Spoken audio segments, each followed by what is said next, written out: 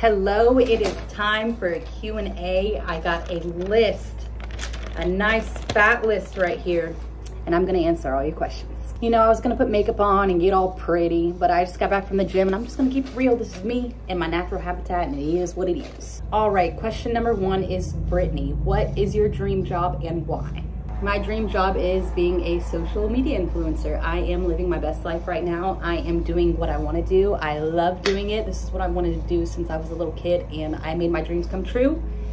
And that's it. This is my dream job, and I got it going, and I'm doing it. Second question is from Tina. Have you ever considered getting your freckles removed or lightened? Do you like it? So here's a close-up on my freckles. They're just in one spot and a patch right underneath my left eye. And to be transparent with you guys, I have always struggled with this on my face. I have thought about getting it removed, and I have gotten bullied for it in my past in school, and it has been a struggle, but I've grown to love it. I was with my husband for about a year and I had a serious talk with him about getting it removed. I went to a dermatologist, I got it checked out, and pretty much it will leave a huge scar on my face if I do get it removed. And my husband says he loves it. My mom loves it, everybody loves it, and it just makes me me. This is very unusual and there's no point in covering it up. I'm going to embrace this part of me, and I have grown to absolutely love it. It makes me me. Third question, Linda, how do you eat so much and not gain weight?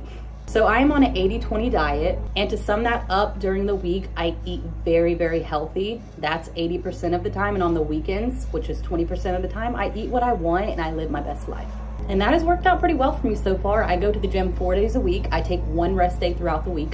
I hit compound weights all 4 days. So Monday I do legs, Tuesday I do back, Wednesday is the day that I usually skip. On Thursdays I do shoulders and biceps, and on Fridays I do a full body workout. And then all 4 days I do 30 minutes of cardio. So to sum that up, discipline throughout the week, and on the weekdays I just kind of splurge, do what I want, and throughout the weekdays I grind very hard at the gym. It takes a lot of dedication and a lot of motivation. Number 4, Tanya, what's your favorite color? My favorite color is yellow. Number 5, Rachel, what is your favorite thing to do with your kids during the day? To be honest, I think my favorite thing to do is just cuddle with them on the couch. I just need cuddles. If they can just sit still and love me, that's my all-time favorite thing to do with them. Crystal, what's your story of starting to be an internet influencer? Okay, so anybody that knows me, when I was a kid, about 10 to 12 years old, I was gonna be a YouTuber, okay? I had a YouTube channel. I was doing it. I uploaded tons of videos of me and my friend. I got into editing, and I was really good at editing when I was very young. I'd say when I was about 15 years old, I've never told anybody this, but I asked my dad if he could scare me on camera, and I wanted to fake it, and I wanted to stage it, and I thought it'd be a good idea, and I just wanted to upload it to my YouTube. So my dad's like, sure, Kendall, and he puts on this mask, and he goes in the bathroom, and I stage it, and I like walk in, and I scream, and I'm like, oh my God, I think I just peed. And not even kidding, 2 days later, MTV pranked, saw my video on YouTube, and they messaged me and they wanted to pay me $200 for the video. I was only 15 years old, so I was like, oh, Dad, oh my God. He's like, no shot, there's no way. Anyways, they paid me $200 for the video, and it aired on MTV. So I've always had a passion for videos and editing, and I just love making videos. And I always have since I was little. But when I really, really got into it is when my husband was on deployment in 2020 in the middle of COVID. Right when it started out, I was pregnant with Easton. And that's when everybody got on TikTok. That's when TikTok started popping off. We didn't have anything else to do. We were in the middle of a pandemic. I just started posting, and it was crazy. My first viral video was when I posted me in the middle of my C-section with my husband, and he was just giving me courage and loving me and holding my hand, and it was a very emotional, sentimental video. And that was the first time I went viral in 2020. And at that point, I wasn't even getting paid. I just enjoyed making the videos. It was fun editing videos, doing all the dances. It was just fun. And that's how it started, and look at where I am. Cheyenne asked, how did you learn to cook? To be honest, I learned by myself. YouTube, I just YouTube recipes. I found a passion in it. I loved it, and that's how I learned to cook. I just looked it up on YouTube. I would follow the recipe and everything would turn out good, and that's it. YouTube taught me how to cook. Jill asks, what is your favorite TV show? My favorite TV show by far is Breaking Bad. Nothing will ever top Breaking Bad. Karen asks, how do you find time to edit and film being a mom of 3? Okay, for example, right now my 4-month-old is sleeping. She had a bottle, she went to sleep. My daughter is with her friend watching a movie in the other room, and my son is at school. So I pretty much squeeze it in when I can. And when it comes to editing, it's usually at night when all the kids are sleeping and I'm laying in bed and I just have time to do it. That's when I do it, in bed at night, and I have nobody bothering me because it takes a long time to edit videos. It is very time consuming. Megan, would you do the 1 chip challenge? Absolutely fucking not. I'm the type that will freak out and go to the hospital. I got anxiety, okay? I would think I'm dying. So that's why I'm not doing it. I will be in the hospital thinking I'm dead, okay? Absolutely not. You can't pay me enough to do that. Braylon, I love that name, Braylon. Braylon, have you thought of stand-up comedy or a podcast? To be honest, I have social anxiety. I know me, social anxiety, I do. I really do. I'm good on the phone and on the camera and blah, blah, blah, where nobody's around me. But when it comes to like public speaking, hooker. But a podcast, I could definitely do that. I could set up a little room, get a microphone, and just talk about real life shit, because y'all know that's what I talk about. And I think that's a pretty good idea. In my Q&A post, there was actually several questions about a podcast. So if that's something you're interested in, I could definitely do that. Sophie, you mentioned training your hair 1 time a week. How do you do that? So I used to wash my hair every single day. But that was before I started getting my hair done. I actually didn't dye my hair until 2 years ago for the first time ever. And I asked the hairstylist, I was like, should I be washing my hair every day? And she's like, girl, no. And I'm like, what? My hair gets so greasy. And she's like, girl, dry shampoo is gonna be your best friend, okay? And you need good shampoo. Don't be using that dollar store shit. Get some good shampoo, invest in it, it's worth it. So that's exactly what I did. I went from washing my hair every day to every 3 days. And in between, I would use dry shampoo. And then I just kept doing that, and I would push it back to 4 days. And now I'm sitting at a week. I wash my hair every week, once a week. And it's kind of hard because I go to the gym and I get all sweaty, and sometimes it can get very nasty. And sometimes I do have to wash it. I'm not even gonna lie, because I sweat my butt off in the gym. But I try my best to use dry shampoo and only wash it once a week. Nessa asked, was Peyton planned or a miracle? And she also said that she lost her daughter at 24 weeks. First, I want to say I'm so sorry. I can't even imagine what you're going through, and I will be praying for you and your family, and that is devastating, and I wouldn't wish that upon my worst enemy, and I'm so sorry. And please reach out to me if you ever want to talk. I am always here to listen and guide you and talk to you. And Peyton was planned. She was planned. We planned her. It took about 3 months to conceive her, and I was tracking my ovulation, and yeah, she was planned. And once again, I'm so sorry, babe. Message me if you need me. Yessie asked, what's one thing you tell yourself on your hardest days? Well, to be honest, I have a tattoo right here. And the tattoo says, through every dark night, there's a brighter day. That is what I tell myself anytime I'm having a hard day. Through every dark night, there is a brighter day. This is one of my favorite tattoos. It is so sentimental and it means so much to me. And sunflowers are my favorite flower ever. Brandy, what's the worst part about being a content creator? Will you be doing this for 10 plus years? I have to say by far the worst part about being a content creator is sometimes not feeling like a normal human being. For example, I had my brother and sister-in-law over the other day and I cooked on the Blackstone and I felt so obligated to make content. But I said, fuck this. I want to be a normal human being and visit with my family without a camera right here, without having to focus on that. I just want to be a normal person. Another example, I went out to eat for my friend's birthday the other day. I had to create content. I didn't have to, but this is how I make a living. So I was visiting with all my friends, but I had to pause and make my content of me eating, and I had to put socializing on the back burner, and I just had to focus on that for majority of the time. And also, don't get me wrong here, I love seeing people and running into people, but sometimes it can be overwhelming. For example, I took my son to a dinosaur exhibit the other day and I ran into 5 different people. I love it. I really do. Do not come say hi to me because I love it. But I never thought I would come this far, so I'm still trying to get used to it. We also went to the zoo the other day. I ran into 6 different people there. So it's just a little crazy. Like, I love it. I really, really do. But sometimes it's a little overwhelming because I feel like I'm always being watched. So I'm like, someone's watching me. Oh my God, they're gonna judge me. And I'm like practically I can't fuck up. I can't fuck up in public. I just can't. I can't be a normal person. I'm being watched. So to sum it up, not feeling like a normal human being sometimes, kind of feeling like a robot, you know what I mean?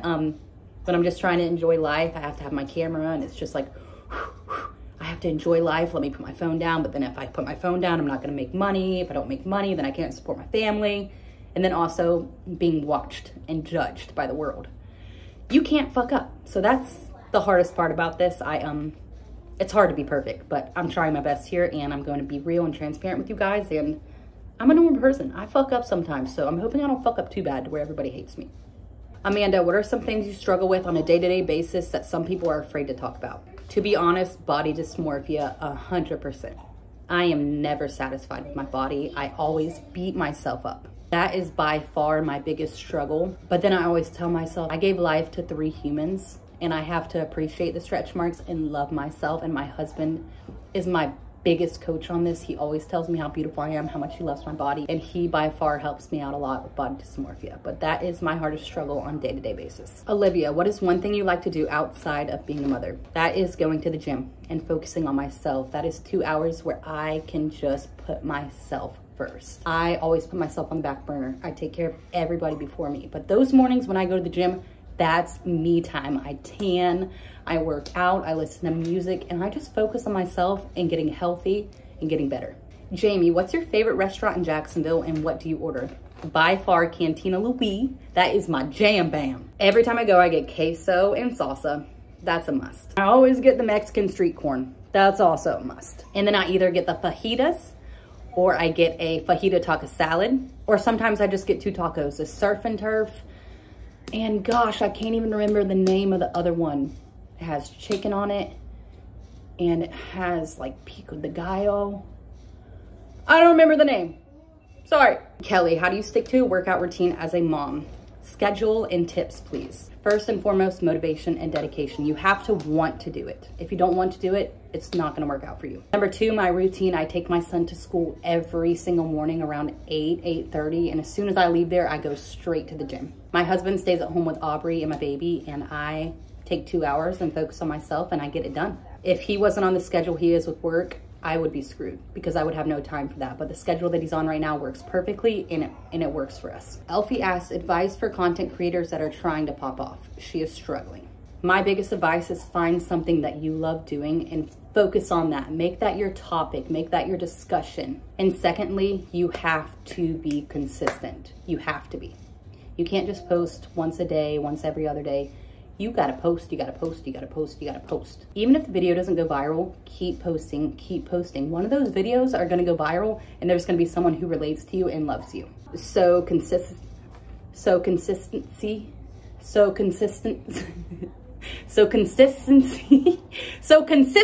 is key. I have a lisp. If nobody knew that about me, you know now. I do have a lisp. You hear it? Lisp. I have a fucking lisp.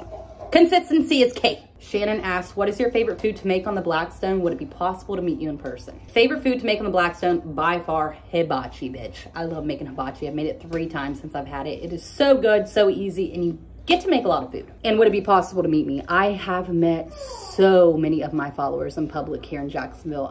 When it comes to a meet and greet, I also had a lot of comments asking about a meet and greet. I'm actually, to be honest, a little scared. I don't trust the world these days. And that's sad.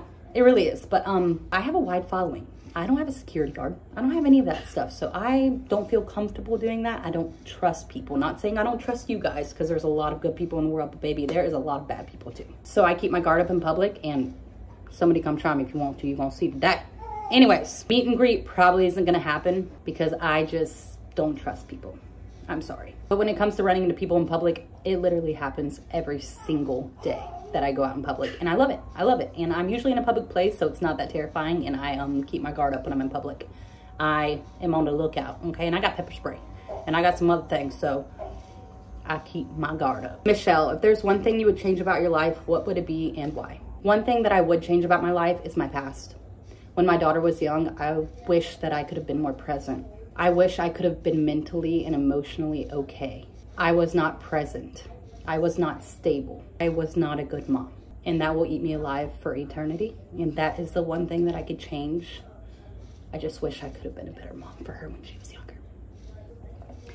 But I'm a hell of a mom now, so I'm making up for it, and she doesn't even remember those days, so that's amazing. Okay, my daughter just woke up, so it's gonna be the last question. Elizabeth, how do you put yourself out there without worrying about creepers? Do you ever worry about your safety? What if you have a stalker that's obsessed? To answer your question, yes. It's terrifying. I have a full security system on every inch of my house. And I didn't have that before I became a content creator, but I do have it now. There has been 3 different people that have texted my husband. They found his number on the internet. My number is not on there for some reason, but they have found his and have texted him. And that's scary. It is. And on the internet these days, you can find out anything. You can literally find out anything about anyone if you do the research, and that is so scary. So yes, I worry about my safety, not only my safety, but my kids' safety. But that's what I have God for, and I pray every single night for him to continue to watch over us and keep us safe. And I always have my guard up, baby. That's why I work out and lift heavy weight, okay? I want somebody to try me. I'm waiting for that day. I do not play when it comes to my kids. Okay? Okay. That is the end of the Q&A. Thank you guys for listening if you got this far, and I would love to do this more. And if you guys are interested in the podcast, let me know. I will try and figure that out, and we can get something going. I love you guys, and thank you so much for the support.